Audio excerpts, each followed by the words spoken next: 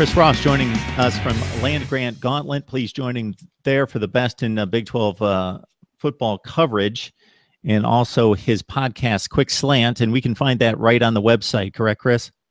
Yes, or quickslantpodcast.com. You can go straight there. It'll take you straight to the podcast. You can find it on iTunes. You can find it on Google Play, Stitcher, iTunes, or TuneIn Radio. We've just revamped the show, so where it's now on all these different services and everything. And so you only see a few episodes, but we're into our third season, and we're just growing from there.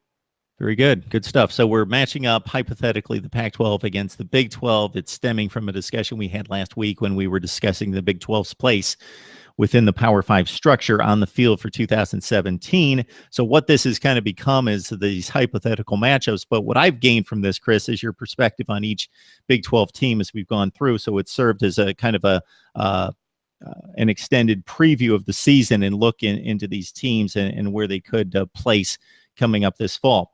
Iowa State, you seem to be high on them. Jacob Park took over the starting job, about a third into the season last year, wrestled that away, and he was highly recruited there and going to Georgia initially before the transfer.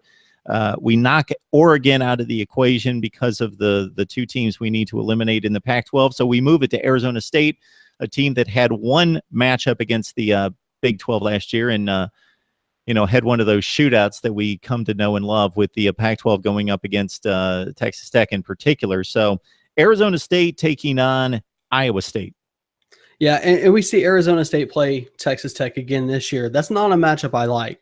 I do like Arizona State and Iowa State. I'm very high on the Cyclones this year. I feel like they take a big step forward.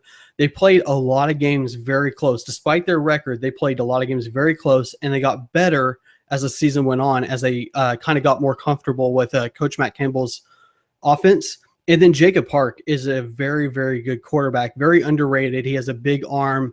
On our front page right now, thelgg.com, there's a story by Jay Jordan, one of our writers. He used to play for Iowa State, so full disclosure there, but he's an X's and O's guy. He knows football. He knows the way it works.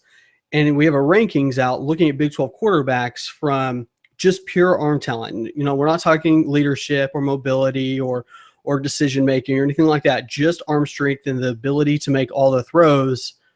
And Park came out on top as the best arm talent QB in the conference. He's that good. He's that talented.